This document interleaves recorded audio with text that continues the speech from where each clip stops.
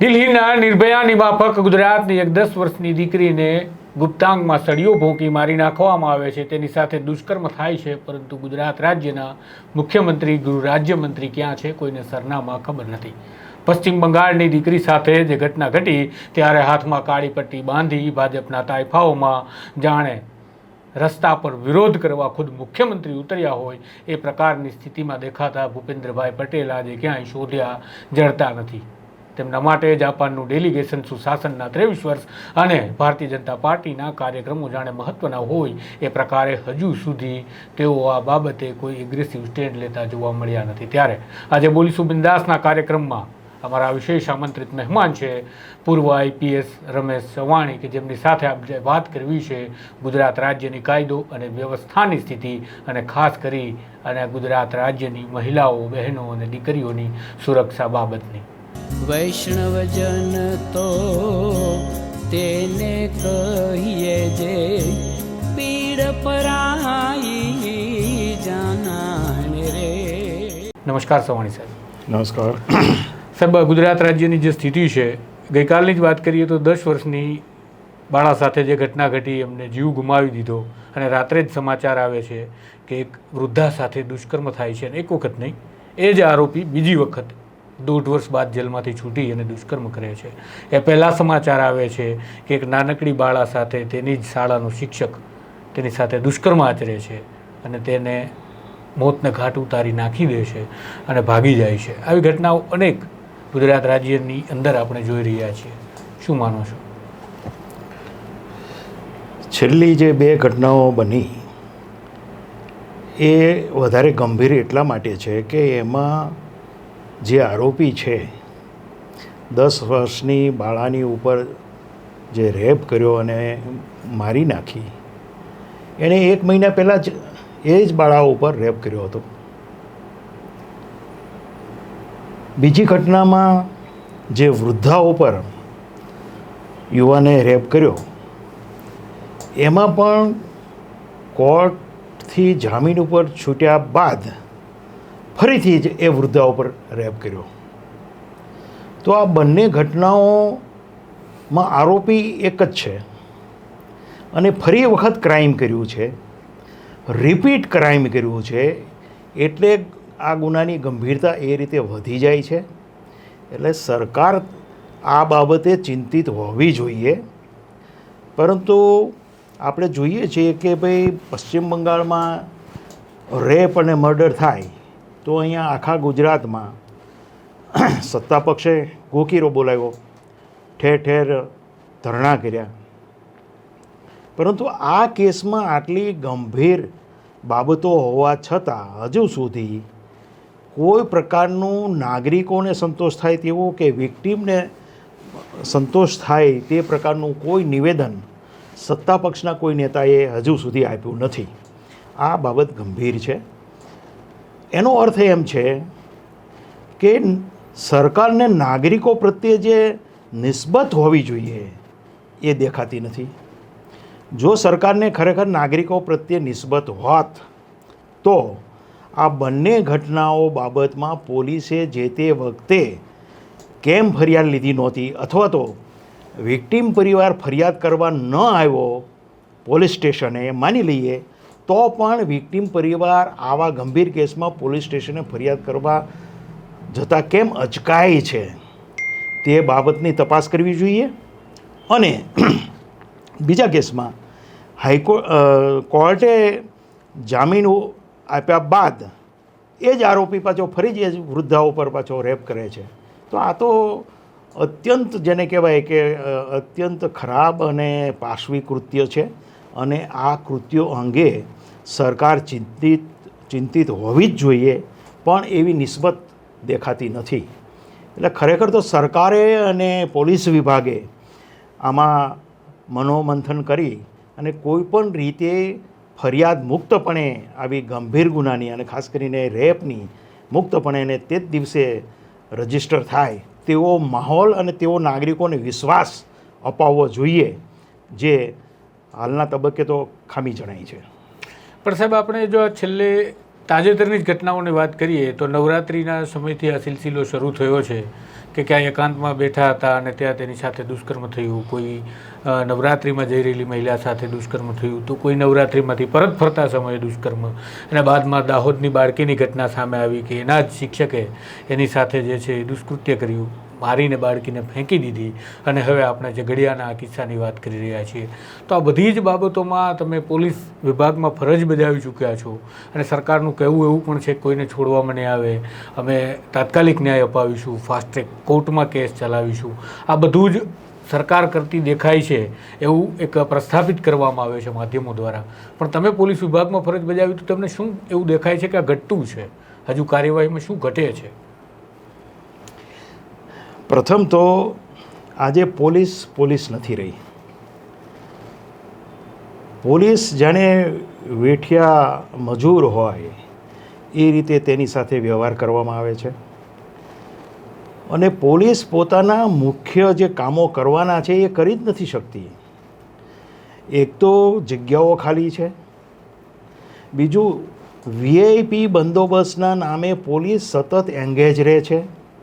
કોઈ એક વીઆઈપી આવે એટલે એને 4 દિવસ પહેલાં બોલાવી લેવામાં આવે છે અને એમાં સતત બંદોબસ્તમાં એને જોતરી દેવામાં આવે છે. કોઈને કોઈ જગ્યાએ કોઈને કોઈ વીઆઈપી હોય એટલે લગભગ પોલીસ છે એ નેતાઓની સુરક્ષામાં જ રોકાયેલી હોય છે. નાગરિકોની સુરક્ષા એના માટે કોઈ મહત્ત્વની રહી નથી, કેમ કે એ સમય પણ ના આપી શકે. જે રીતે એટલા બધા વીઆઈપી બંદોબસ્ત વધી ગયા છે અને એના કારણે પોલીસ સતત એમાં ને એમાં રહે છે. નથી પોલીસ પાસે ગુનાનું વિઝિટ કરવાની એનો સમય નથી રહ્યો, નથી પોલીસ વિલેજ વિઝિટેશન સરખું કરતી, નથી ક્રાઇમ મેમો જે લખે છે એ પણ ઓફિસમાં બેઠા બેઠા લખે છે.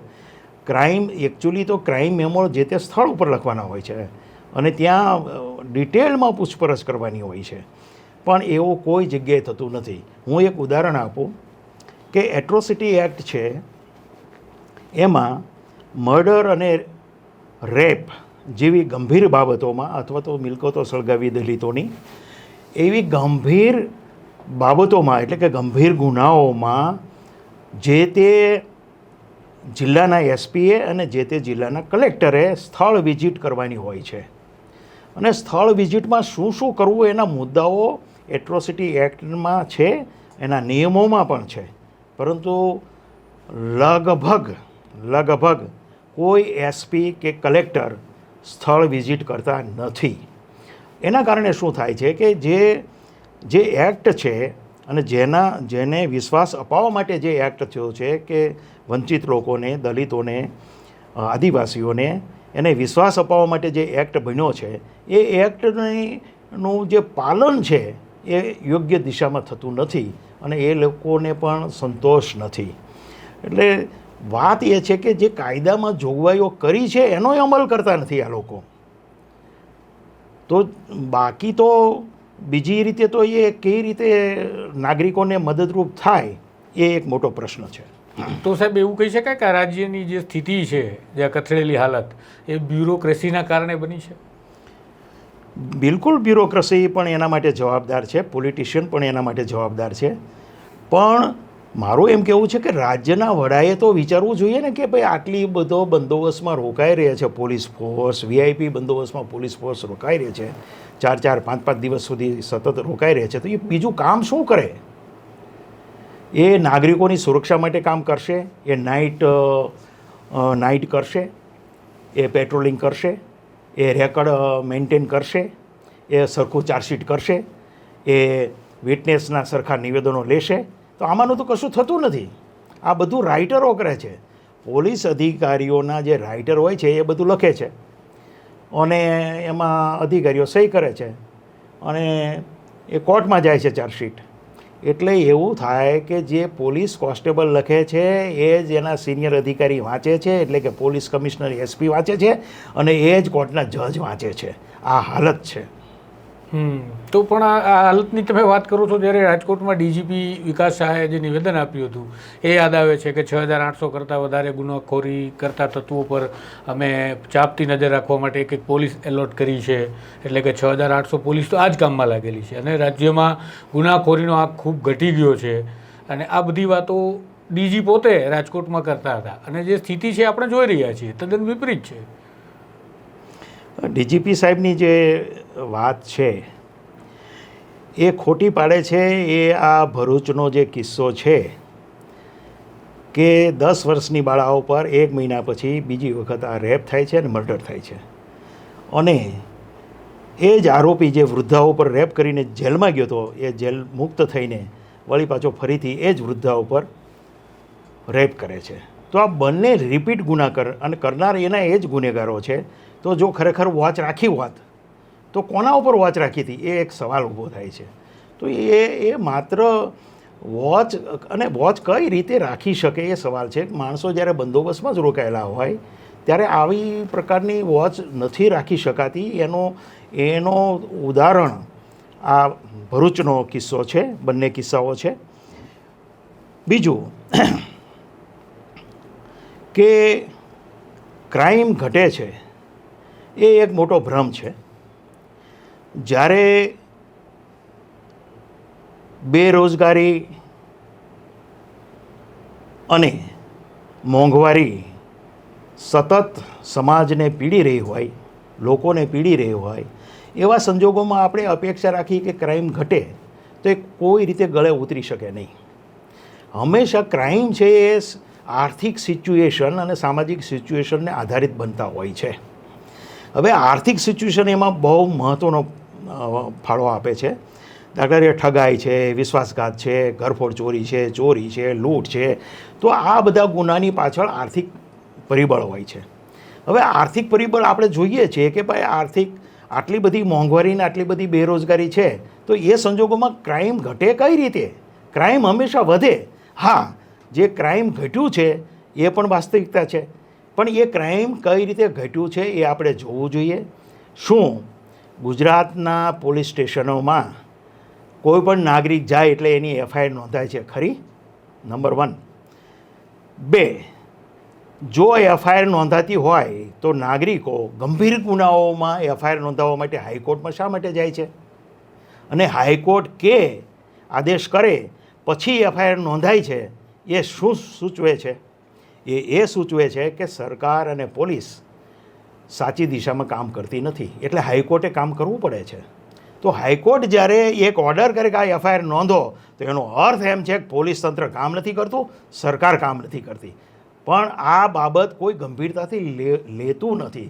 ખરેખર તો આ બાબત સરકારે ગંભીરતાથી લેવું જોઈએ કે ભાઈ હાઈકોર્ટને એફઆઈઆર રજીસ્ટર કરવાનો હુકમ કેમ કરવો પડ્યો? એવું તો કયો જિલ્લાનો એસપી છે અને એવી રીતે શું સિચ્યુએશન છે કે હાઈકોર્ટને એફઆઈઆર રજીસ્ટર કરવા માટે હુકમ કરવો પડે? આ તો એકદમ જેને કહેવાય પ્રાથમિક સમજની બાબત છે. પણ આટલી પ્રાથમિક સમજ પણ આપણા નેતાઓ, ખાસ કરીને ગૃહમંત્રી અને મુખ્યમંત્રી સમજતા નથી. એ અફસોસની વાત છે. એટલે ટૂંકમાં આપનું કહેવું એવું છે કે ગૃહમંત્રી અને મુખ્યમંત્રીને આ બાબતો સમજાતી નથી. એવું નથી કે જે બ્યુરોક્રેસી છે એ સરકાર પર આવી છે. નહીં, એમાં એક બાબત એ પણ છે કે ખરેખર રાજ્યના મુખ્યમંત્રી હોય કે રાજ્યના ગૃહમંત્રી હોય એને નાગરિકોની ચિંતા હોવી જોઈએ, પોતાના નાગરિકોની ચિંતા હોવી જોઈએ. તો એવું બનતું નથી. એને ચિંતા શું છે કે ગુના ઘટ્યા છે એ બતાવવું છે કે ગુજરાતમાં આટલા ગુના ઘટ્યા, ગુજરાતમાં મહિલાઓ વિરુદ્ધના આટલા ગુના ઘટ્યા, SC ST વિરુદ્ધના આટલા ગુના ઘટ્યા. તો આવું ગુના ઘટ્યા છે એવું ખોટું સર્ટિફિકેટ લઈને છાતી ફૂલાવવી છે એ મૂળ સમસ્યા છે. ખરેખર તો કોઈ પણ લોકપ્રિય મુખ્યમંત્રી હોય કે લોકોને પ્રતિબદ્ધ મુખ્યમંત્રી હોય તો એ હંમેશા શું કરે કે નીચે હંમેશા સૂચના આપે કે કોઈ પણ પોલીસ સ્ટેશનમાં કોઈ પણ ફરિયાદી આવે તો એની એફઆઈઆર નોંધી લેવી. જો નોંધવામાં નહીં આવે તો એની વિરુદ્ધ, એ પોલીસ અધિકારીની વિરુદ્ધ કાયદેસરની કાર્યવાહી કરવામાં આવશે.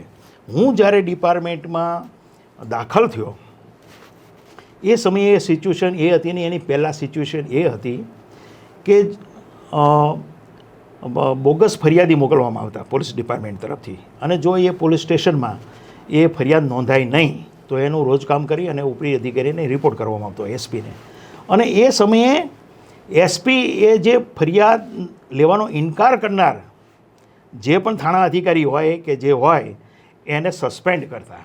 મને બતાવો 2001થી તે 2024 દરમિયાન આખા ગુજરાતમાં એક પણ એવા પોલીસ અધિકારીને સરકારે સસ્પેન્ડ કર્યો છે કે ડીજીએ સસ્પેન્ડ કર્યો છે કે જેને એફઆઈઆર લેવાનો ઇનકાર કર્યો હોય? એક પણ કિસ્સો તમને જોવા નહીં મળે. તો એનો અર્થ છે કે સરકાર ઈચ્છે છે, ડીજી ઈચ્છે છે કે ગુનાનું બર્કિંગ થાય, ગુનાનું મિનિમાઇઝેશન થાય અને ગુના ઓછા ચોપડે ચડે અને ગુલાબી ચિત્ર ગુજરાતનું દેખાય એવું એ ઈચ્છે છે. સરકાર પણ ઈચ્છે છે, પોલીસ વડા પણ એવું ઈચ્છે છે. એટલે તો એવું પણ કહી શકાય કે સરકાર જે છે એ ઈચ્છે છે એના કરતાં પણ વધારે કે સરકારને જે પ્રકારે પોલીસની કાર્યરીતિ જે તમે કીધું એ પ્રકારે કે ગુનાના બર્કિંગ કરવાની થઈ ગઈ છે એ પસંદ પણ આવવા લાગી છે, જેથી કરીને ગુનાખોરીનું પ્રમાણ જે છે એ ખરેખર વધે છે, પણ સરકારની સામે ક્યારેય પુરાવો નથી મૂકી શકાતો કે આ ગુના ઘટે છે. મતલબ કે અમારા પત્રકારો માટે તો NCRBનો ડેટા જ આખરે રહેવાનો છે રાજ્યની સ્થિતિ બતાવવા, અને બર્કિંગ થશે તો એ ડેટા તો ક્યારેય સાચો મળવાનો નથી. પણ તમે જુઓ કે પોલીસ કોગ્નિઝેબલ ગુનાની ફરિયાદ અરજીમાં લે છે અને અરજી રાખી મૂકે છે.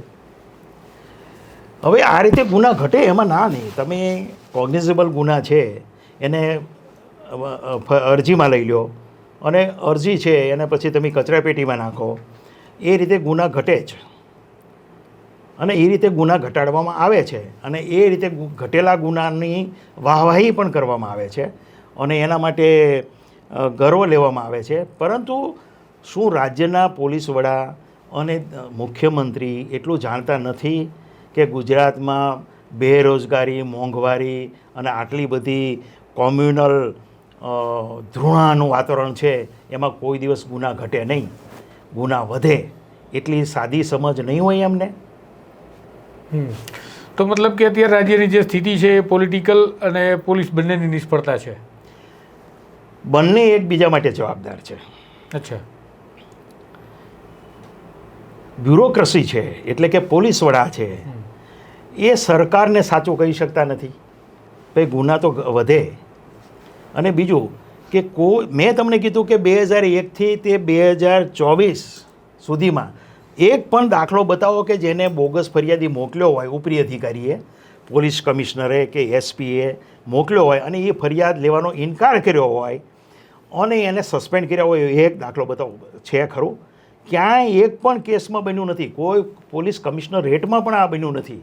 તો એનો અર્થ છે કે આ બધું મિલીજુલી અને સમજૂતીથી આ ગુનાનું બર્કિંગ થઈ રહ્યું છે અને નેતાઓને પણ ગમે છે, હોમ મિનિસ્ટરને પણ ગમે છે કે ભાઈ અમારે ગુના ઓછા ઘટ્યા, અમારે ઓછા બન્યા, ગુનાનું પ્રમાણ ઘટ્યું છે એટલે અમારું સુશાસન છે. તો ગુનાનું પ્રમાણ ઘટવાથી સુશાસન સ્થપાઈ જતું નથી. એ તો તમે લોકોને પૂછો, લોકોની અંદર જઈને પૂછો કે પોલીસ તમારી ફરિયાદ લે છે, તો હું માનું છું કે લગભગ 90% ના પાડશે કે પોલીસ ફરિયાદ લેતી નથી. કોઈ પણ પત્રકાર જાય અને નાગરિકોનો ઇન્ટરવ્યૂ લે કે ભાઈ તમારી પોલીસ ફરિયાદ લે છે ખરી, તો કહેશે કે ના, ફરિયાદ લેતી નથી. હમણાં જ થોડાક સમય પહેલાં આપણે ત્યાં એક ડિજિટલ મીડિયાના એક વરિષ્ઠ પત્રકાર, મહિલા પત્રકાર, એ વસ્ત્રાપુરમાં ગયા અને એનું લેપટોપને ચોરાઈ ગયું, પાકીટ. તો એ વસ્ત્રાપુર પોલીસ સ્ટેશને ગયા. તો વસ્ત્રાપુર પોલીસ સ્ટેશને કીધું અરજી આપી દો. અરજી લઈ લીધી ને અરજી એમને એમ રાખી. બીજાએ કોઈએ કીધું, એને જ્યારે કીધું ભાઈ આવી મારી થયું, એને બીજા પત્રકારોને કીધું મારી સાથે આવું થયું, તો એને કીધું તમે એક કામ કરો, એફઆઈઆર મોકલી આપો. તો કે એફઆઈઆર નથી, અરજી લીધેલી છે.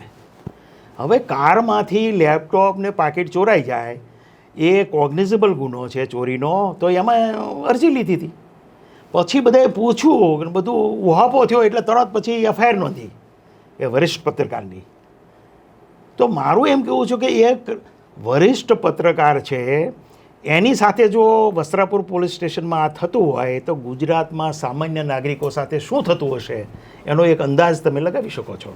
તમે સાહેબ નાગરિકોને પૂછવાની વાત કરી તો આપણે સરકારની વાત કરી, પોલીસની વાત કરી, હવે નાગરિકોની થોડી વાત કરીએ કે નાગરિકો દિલ્હીની નિર્ભયાનો કેસ આપણે જોયો ત્યારે દિલ્હી નિર્ભયાનું કવરેજ સૌ કોઈ આખા દેશે જોયું. આખા દેશમાં એક ઉહાપોહ ઉઠી ગયો હતો કે એક નિર્ભયા સાથે આવું થયું અને એ જ પ્રકારનું જધન્ય અપરાધ એક નાની બાળા જે ગુજરાતની છે એની સાથે થયું, પણ ક્યાંય એક અવાજ કે ચૂં કે ચા નાગરિકોમાં જોવા નથી મળતો. એનું કારણ એ છે, નિર્ભયા કાંડ જ્યારે થયો ત્યારે કોંગ્રેસ સરકાર હતી અને એ સમયે આ બોલકો વર્ગ ચડી બેઠેલો એના ઉપર અને મનમોહનસિંહ જેટલા બદનામ થઈ શકે એટલા કર્યા. હવે ગુજરાતમાં આ ઘટના બની, એની કરતાં ગંભીર ઘટના બની છે, છતાં પણ કોઈ બોલતું નથી. એનું કારણ શું? એનું કારણ એ છે કે સત્તામાં એ લોકો છે, જે લોકો બોલી શકે છે એ બધા સત્તામાં છે. દાખલા તરીકે કોણ બોલશે? તો કે ભાઈ કથાકારો બોલશે, ધર્મગુરુઓ બોલશે, પત્રકારો બોલશે, લેખકો બોલશે, નાગરિક સંગઠનો બોલશે. તો આ બધા તો સત્તા પક્ષની ચાપલૂસી કરે છે, તો અવાજ કેવી રીતે આવશે? ગુજરાતમાં તમે બતાવો કે કોઈ નાગરિક સંગઠન એવું છે કે જે સરકારની સામે લડતું હોય, સરકાર સામે અવાજ કરતું હોય? તો એવું કોઈ છે નહીં. એટલે નાગરિકો પણ નેતૃત્વહીન છે, એનામાં દાજ છે, એનામાં એકદમ એવી લાગણી છે ઉગ્ર કે અમારું કોઈ સાંભળતું નથી, અમારી સાથે આવું થાય છે, હવે નાની નાની બાળાઓ સાથે આવા રાક્ષસી કૃત્યો થાય છે. પણ એ બિચારા શું કરે? કોને કે? નથી મીડિયા એ રીતે એને હાઇલાઇટ કરતું, નથી કોઈ નેતાઓ હાઇલાઇટ કરતું, અને જે વિપક્ષ છે એની પણ એવી ક્રેડિટ નથી રહી. એ પણ બોલે તો કોઈ લોકો એનું કંઈ વજન આપતા નથી. તો ચારે બાજુ એટલું બધું નૈતિક ધોવાણ થઈ ચૂક્યું છે અને આ નૈતિક ધોવાણ કરનાર જે છે એ સત્તા પક્ષ છે અને એના સંગઠનો છે. હું એમ કહું છું કે તમે વારે વારે સંસ્કૃતિની વાત કરો છો, વારે વારે ધર્મની વાત કરો છો અને સંસ્કૃતિ માટે તમે ત્રિશૂળ વેચો છો અને તલવારો વેચો છો, અને એ કઈ સંસ્કૃતિ કઈ સંસ્કૃતિ માટે આ બધું તમે વિતરણ કરો છો હથિયારો? શું એક નાની 10 વર્ષની બાળાની ઉપર આવું કૃત્ય થાય તો એ તમારી સંસ્કૃતિ એમાં નષ્ટ થતી તમને દેખાતી નથી?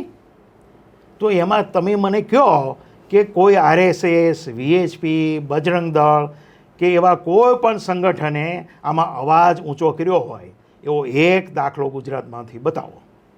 તો એનો અર્થ એમ છે કે સત્તાપક્ષ અને એની સાથેની બધી સંસ્થાઓ પણ જે કંઈ ક્રાઇમ થઈ રહ્યું છે લોકો સાથે એમાં મૌન છે. અને એટલા માટે ગુજરાતમાં આ સ્થિતિ એવી છે કે કોઈ અવાજ ઉઠાવતું નથી. જે રીતે નિર્ભયામાં એક સાથે અવાજ ઉઠ્યો તો એમાં આમાં ન થાય. બીજું કે શહેરી વર્ગ છે એ થોડોક હજી જાગૃત છે. માનો દિલ્હીમાં આવી ઘટના બને તો લોકો જાગૃત થાય, પણ આ તો એક ભરૂચ જિલ્લામાં થયેલું છે અને એ રીતે એક આદિવાસી છોકરી સાથે થયું છે. એટલે આપણે ત્યાં જે ધર્મની રાજનીતિ છે અને વર્ણ જાતિ જ્ઞાતિની જે રાજનીતિ છે એ આમાં વચ્ચે આવે છે કે છોકરી આદિવાસી છે ને એટલે એટલો અવાજ નહીં થાય. હા, આની જગ્યાએ જો કોઈ ઉચ્ચ વર્ણની દીકરી હોત અને તો લોકો થોડોક અવાજ કરી શક્યા હોત. પણ આ રીતે મૂંગા રહેવું અને મૂંગા રાખવા એ આ સરકારનું કામ છે અને એટલે જ સરકાર હંમેશા આપણને જ્ઞાતિ જાતિ વર્ણમાં વહેંચી રહી છે. એટલે આ જાગવું જરૂરી છે કે જો આપણે જ્ઞાતિ જાતિમાં રહેશું તો આ પ્રકારના બનાવો બનશે અને આ પ્રકારના બનાવોમાં તમે બોલી પણ નહીં શકો એ સ્થિતિ આવશે. હવે એક સર સમય બદલાયો છે. પહેલાં જ્યારે આવી ઘટનાઓ ઘટતી ત્યારે મુખ્યમંત્રી ગૃહમંત્રી ઉપર દોષારોપણ થતું, રીતસરની રાજીનામાની માંગણીઓ સુધી લોકો રસ્તા ઉપર ઉતરતા. પણ હવે એક એવો સો કોલ્ડ ઇન્ટેલેક્ચ્યુઅલ વર્ગ પણ છે જે એવી દલીલો રજૂ કરે, જે પ્રસ્થાપિત લોકો છે કે આમાં ગૃહમંત્રી કે પછી મુખ્યમંત્રીનો શું વાંક, એ શું કરે, આ તો પોલીસે ધ્યાન દેવાનું હતું એટલા માટે એમનો વિરોધ. નાગરિકો તો ઠીક છે, પણ આ તો હું તમને એવા લોકોની વાત કરું જે કથિત રીતે આપણે ઇન્ટેલેક્ચ્યુઅલ માનીએ છીએ, એ લોકો પણ આવી દલીલ રજૂ કરે છે. તો આ પરિવર્તન કેમ? નહીં, બિલકુલ કોઈ પણ જગ્યાએ રાજ્યના કોઈ પણ ખૂણામાં કોઈ રેપની ઘટના બને તો એના માટે સીએમ જવાબદાર નથી, એના માટે ગૃહમંત્રી જવાબદાર નથી. પરંતુ એકનો એક આરોપી મહિનાથી પછી ફરી રેપ કરે, એકનો એક આરોપી જામીન મુક્ત થઈને પાછો ફરી એ જ વૃદ્ધા ઉપર રેપ કરે, ત્યારે સરકારે જાગવાની જરૂર છે કે એકનો એક આરોપી ઉપર આપણે કેમ તંત્રએ કેમ એક્શન લઈ શક્યું નહીં અને એવા એક્શન કેમ કાચા પડ્યા. શું અસરકારક પ્રિવેન્ટિવ એક્શન એટલે કે અટકાયતી પગલાં લઈ શકાય નહીં? શું કાયદામાં એવી જોગવાઈ નથી? કાયદામાં બધી જોગવાઈ છે, પણ આપણે એવા એક્શન લઈ શકતા નથી, અટકાયતી પગલાં લઈ શકતા નથી. મેં વાત કરી એમ આ બંદોબસ્ત ને વગેરે વગેરે જે ન કરવાના જે કૃત્યો છે એની પાછળ સેવામાં રહીએ છીએ એટલે પોલીસ એ કામ કરી શકતી નથી.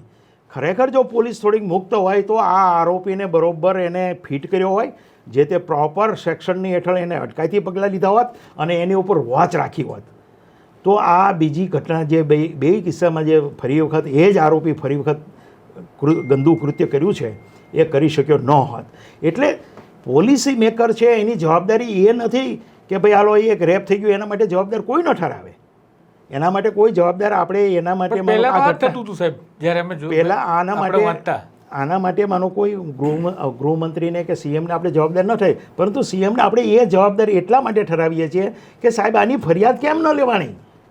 એવું તો કયું તંત્ર છે કે એક 10 વર્ષની દીકરી ઉપર રેપ થાય અને એના માતા પિતા ફરિયાદ પણ ન કરે? એવી નિષ્ઠુરતા કેમ છે તંત્રમાં? અને કેમ પોલીસ સ્ટેશને માતા પિતા ન આવ્યા? તો એ અંગે તો સરકારે જાગવાની જરૂર છે કે નહીં? એ અંગે ગૃહમંત્રીએ જાગવાની જરૂર છે કે નહીં? સવાલ એ છે. અને એટલા માટે એમની જવાબદારી થાય કે તમે માત્ર મૃદુ સંવેદનશીલ એવા શબ્દો વાપરીને સુશાસન બતાવો તો એ ન ચાલે. ખરેખર લોકો સાથે તમારું એટેચમેન્ટ નથી રહ્યું, તમે લોકોથી કપાઈ ચૂક્યા છો, તમે એક એવા ગુલાબી ચિત્રમાં રહો છો કે લોકોની તમને કોઈ ચિંતા જ નથી અને એના કારણે આ પરિસ્થિતિ વણસી ગઈ છે. એટલે હવે જો આમાં જો આગળ આવા પગલાં નહીં લેવામાં આવે, પોલીસ તંત્રમાં કોઈ ધરખમ ફેરફારો નહીં થાય તો હું એવું માનું છું કે આવી ઘટનાઓ હજી આપણે અટકાવી શકીશું નહીં. તો તમે કહ્યું એ પ્રકારે આ પ્રકારે જનતા જે છે એક દોજખમાં જાણે જીવતી હોય એ પ્રકારની સ્થિતિ કરી દીધી છે રાજનેતાઓએ, તો છતાં પણ આપણે સત્તાનો પલટો પણ જોતા નથી. તો એવું પણ આપણે કહી શકાય ને કે પબ્લિકની અંદર એવો કોઈ રોષ છે જ નહીં ખરેખર? તો નહીં, ઘણા લોકો આના માટે લોકોને જવાબદાર ગણે છે. મોટાભાગના લોકો એમ કહે છે કે ભાઈ વોટ તો એને જ આપે છે, પણ હું લોકોને જવાબદાર નથી ગણતો. લોકોની લાચારી છે. લોકોની લાચારી એ છે કે 2 ટકના રોટલાની ચિંતા કરે, પોતાનું પેટ ભરવાની ચિંતા કરે કે આ બધું સમજે? શું સમજે? તો કે ગોદી મીડિયા જે રીતે પ્રચાર કરી રહ્યો છે અને ધર્મમાં જે આપણે વહેંચી રહ્યો છે એ સામાન્ય લોકો સમજી શકશે? નહીં સમજી શકે. એ જ રીતે જે ચૂંટણીમાં જે રીતે ટિકિટો વહેંચવામાં આવે છે અને જે ક્રિમિનલને ટિકિટ આપવામાં આવે છે અને ચૂંટાય એ જ લક્ષ્ય હોય છે, તો એવા લોકો ચૂંટાઈ પણ જાય છે. તમે જુઓ કે મોરબીમાં 135 લોકો મર્યા છતાં ત્યાં ભવ્ય વિજય થયો સત્તા પક્ષનો. તો આ શું સૂચવે છે? કે એ સૂચવે છે કે તમને લોકોને બિલકુલ એક સંદર્ભથી કાપી નાખવામાં આવ્યા છે અને એ સંદર્ભ એ છે કે ધર્મની રાજનીતિ, નફરતની રાજનીતિ, ધૃણાની રાજનીતિ અને ધર્મવાદ અને રાષ્ટ્રવાદનો ઉપયોગ મત મેળવવા માટે જે થાય છે અને બેફામ રીતે થાય છે અને એના ઉપર ચૂંટણી પંચ પણ કંઈ કરતું નથી, તો એના કારણે સત્તા પક્ષને મજા આવી ગઈ છે. એટલે કોઈ પણ આવો દરરોજ કદાચ આવા કિસ્સાઓ બને તો તેમ છતાં એ જ ચૂંટાવાના છે, કેમ કે એને ગોઠવી રાખેલું છે આખું તંત્ર. એના માટે મોટા મોટા કોર્પોરેટ કથાકારો પ્રચાર કરવાના છે, એના માટે સ્વામિનારાયણ સંતો પ્રચાર કરવાના છે, એના માટે બીજા ધર્મગુરુઓ પ્રચાર કરવાના છે, એના માટે કોર્પોરેટ લોબી પ્રચાર કરવાની છે, એના માટે નાણાં છે, એના માટે ચૂંટણી પંચ છે, એના માટે પણ પોલીસ તંત્ર છે, આખું તંત્ર છે અને એ સિવાય પણ બાકીનું જેટલું શક્ય હોય ગુંડાઓ છે બધું જ એ સત્તા પક્ષ યુઝ કરે છે ને એના કારણે એ ચૂંટાય છે. એટલે કોઈ એવું નહીં માનવાનું કે એ લોકપ્રિય છે, એના સારા કામોને કારણે ચૂંટાય છે. ના, એ ભ્રમ છે. આ સરકાર ચૂંટાય છે કોઈ લોકપ્રિય કામો કારણે ચૂંટાતી નથી. એ ભ્રમ છે. એ માત્ર ચૂંટાય છે એના આયોજનપૂર્વકના ગેરપ્રચારને કારણે આ સરકાર ચૂંટાય છે. એટલે રાજનૈતિક અધોપતન છે અહીંયા, જે નીતિગત અધોપતન કહેવાય. નહીં, બિલકુલ. કેમ કે હવે આમાં મૂળ પ્રશ્ન ઉપર આપણે આવીએ કે ભાઈ લોકો આમાં જાગૃત કેવી રીતે બને. લોકો પાસે વિકલ્પ જ નથી. દાખલા તરીકે લોકો પાસે એ વિકલ્પ છે કે સ્વતંત્ર મીડિયા છે તો કે નથી. જે કંઈ થોડાક જે છે સ્વતંત્ર મીડિયા એને પણ કચડી નાખવામાં આવે છે. તમે જુઓ કે નેશનલ કક્ષાએ જો એક પત્રકારને કાઢવા માટે આખી ચેનલ ખરીદી લેવામાં આવતી હોય તો એ શું સૂચવે છે? એનો અર્થ એ છે કે કોઈ અવાજ જોઈએ નહીં. સરકારની સામે એક પણ અવાજ અમે ઈચ્છતા નથી. અમે જે કરીએ છીએ એ બહુ પવિત્ર કામ કરીએ છીએ અને અમે માત્ર નેતા નથી પણ અમે દેવદૂત છીએ, નોન બાયોલોજિકલ છીએ, એમ એ પ્રસ્થાપિત કરી દે છે. એટલે લોકો બિચારા એને માનવા સિવાય કોઈ ઉદાહરણ નથી. જેમ કોઈ કાળો પથ્થર કે કોઈ સિંદૂર ચોપડેલા પથ્થરમાં લોકોને વિશ્વાસ આવી જાય છે અને પગે લાગી જાય છે. એ જ હાલત અત્યારે હાલના સત્તા પક્ષની થઈ ગઈ છે. એટલે લોકો એને સમર્થન કરે છે. પણ એ બધો ગેરપ્રચાર અને તંત્રનો મિસયુઝ છે અને એના કારણે આવે છે. બાકી કંઈ લોકો લોકપ્રિય કામો કર્યા છે, લોકોના કામો કર્યા છે એટલે આટલી 156 સીટ આવી છે ગુજરાત વિધાનસભામાં. એ ભ્રમ છે. એ આયોજન કરવાથી અને એક પ્રકારનું ગોઠવણથી આ બધું થતું હોય છે. એટલે આપણે આ તો એકદમ જે કહેવાય ગંભીર પ્રકારની ઘટનાઓ સુધી પહોંચી ગયા. આખરી વાત આપણે એ કરી લઈએ કે હવે કાયદો અને વ્યવસ્થાના કન્ક્લુઝન ઉપર આપણે જઈએ અને આપણે એવો વિચાર કરીએ કે રાજ્યની કાયદો અને વ્યવસ્થા આટલી બદતર છે છતાં સરકાર ઇમેજ બચાવવાના ચક્કરમાં આ નથી કરતી, તો રાજ્યનું ભવિષ્ય તમને શું લાગે છે? રાજ્યનું ભવિષ્ય દિવસે દિવસે ખરાબ થતું જાય છે અને ખાસ કરીને નાગરિકોને વધારે ને વધારે સહન કરવાનું આવશે એ ચોક્કસ છે. જ્યારે પોલિસી લેવલે જ્યારે આખી જ વ્યવસ્થા ભાંગી પડે ત્યારે આજે માનો કે આદિવાસી છોકરી ભોગ બની છે કે એક વૃદ્ધા ભોગ બની છે, કાલે બીજા પણ ભોગ બનશે અને ત્યારે તમે અવાજ કરી શકશો એવી સ્થિતિ નહીં રહે. એટલે હું એવું માનું છું કે આમાં કોઈ સારા સંકેતો મળી શકતા નથી અને જે સંકેતો મળે છે એ બહુ ખરાબ મળી રહ્યા છે કે આમાં સરકાર ખરેખર જાગે છે કે નહીં, સરકાર ખરેખર લોકો પ્રત્યે પ્રતિબદ્ધ છે કે નહીં. આ સવાલ નાગરિકોના મનમાં ઉઠ્યા છે અને એટલા માટે સરકારે પણ આ વિચારવું જોઈએ કે ભાઈ આપણે ખરેખર લોકો માટે અહીંયા બેઠા છીએ, લોકોની સુરક્ષા માટે બેઠા છીએ, નહીં કે તાસીરા માટે. તો સરકાર જ્યાં સુધી જો આ નહીં પરિવર્તન લાવે અને આ જ રીતે ખાલી જાહેર ખબરથી જ સુશાસન સ્થાપી દેશે તો હું એવું માનું છું કે આગળ જતાં પરિસ્થિતિ ભણસશે. પણ સાહેબ એક ખાલી આ વચ્ચે આડ વાત કરી લઈએ કે આ સરકારની જે સ્થિતિ હોય, જે કંઈ પણ હોય, કે રાજનેતા તરીકે રાજ્યના મુખ્યમંત્રી ગૃહમંત્રી આટલી જધન્ય અપરાધની ઘટના બની છે એમાં 2 મિનિટ જાહેર નાગરિકો માટે કંઈક બોલી પણ શકે, પણ એ પણ નથી બન્યું. નહીં, બિલકુલ. કોઈ પણ રાજ્યમાં આવી ગંભીર ગુના બને તો ખરેખર રાજ્યના વડાની ફરજ છે કે પોતાના નાગરિકોમાં વિશ્વાસ પ્રગટે એવા 2 શબ્દો કહે તો નાગરિકો સુરક્ષાનો અહેસાસ પણ કરી શકે. પણ આ કિસ્સામાં તો એવું થયું નથી. એ દિવસે આંબેડકરના વિવાદની વાત કરતા હતા અને આ વખતે ખરેખર મુખ્યમંત્રીએ એ કહેવું જોઈએ કે આ પ્રકારની ગંભીર ઘટના બની છે અને અમે એના અંગે વિચાર મંથન કરીશું અને અમે એ અંગે એક્શન લેશું એની હું ખાતરી આપું છું. આટલું જો મુખ્યમંત્રી કહે તો પણ હું એવું માનું છું કે ગુજરાતના લોકોને વિશ્વાસ બેસે તંત્રમાં. આજે એ વિશ્વાસ હવે નાગરિકોમાં રહ્યો નથી. હા, પણ હું એ જ કહું છું આટલું પણ ના બોલ્યા તો રીઝન શું હોઈ શકે? એમ આટલું પણ નહીં કહેવાનું કારણ કે આટલી ગંભીર ઘટનામાં એક રાજ્યના મુખ્યમંત્રી ના કહી શકે. એનું કારણ એ છે કે આ લોકો એવું માને છે કે ભાઈ આપણે આવું સ્વીકારીશું તો આપણું ખરાબ દેખાશે. પણ એની ખોટી માન્યતા છે. ખરેખર કોઈ ગૃહમંત્રી કે મુખ્યમંત્રી કાંઈ રેપ કરવા નથી ગયા, બરાબર છે, પણ જે ખામી રહી છે તંત્રની અને એ તંત્રની ખામીને કારણે હું તો કહું છું આ કોર્ટની પણ ખામી છે આમાં કે જજે માનો કે કોર્ટે એને જામીન શા માટે આપ્યા? જો જામીન ન આપ્યા હોત તો આ વૃદ્ધા ઉપર બીજી વખત જે રેપ થયો એ ન થયો હોત. તો કોર્ટની પણ જવાબદારી છે. તો સીએમએ એ પણ કહેવું જોઈએ કે ભાઈ આવું આખું તંત્ર જે છે એનો અમે પુનર્વિચાર કરીશું અને આ રીતે જામીન ઉપર મુક્ત થઈ જાય છે ને પછી એમને પોતે રેપ કરી જાય છે તો આવું તો ચલાવી ન લેવાય, આવું રેઢિયાર તંત્ર ચલાવી લેવાય નહીં. એવું તો સીએમએ લોકોને ખાતરી આપવી જોઈએ અને આવી ખાતરી આપવામાં હું એવું માનું છું કે એમાં કોઈ નુકસાન નથી. લોકોનો વિશ્વાસ એને સંપાદન થાય, આમાં કોઈ એવું છે નહીં. આપણે એવી અને કોઈ આપણે એવું નથી કહેતા કે મુખ્યમંત્રી આ હોય કે બીજા હોય તો સારું થઈ જાય, તો એ સવાલ નથી. વાત એ છે કે વ્યવસ્થા આપણી કેમ કાચી પડે છે. વ્યવસ્થા આપણી એવી હોવી જોઈએ કે આવા કોઈ પણ ગંભીર ગુનાઓમાં તાત્કાલિક એક્શન લેવાવું જોઈએ અને લોકોને વિશ્વાસ બેસે એવું એક્શન લેવાવું જોઈએ. એ નથી થતું.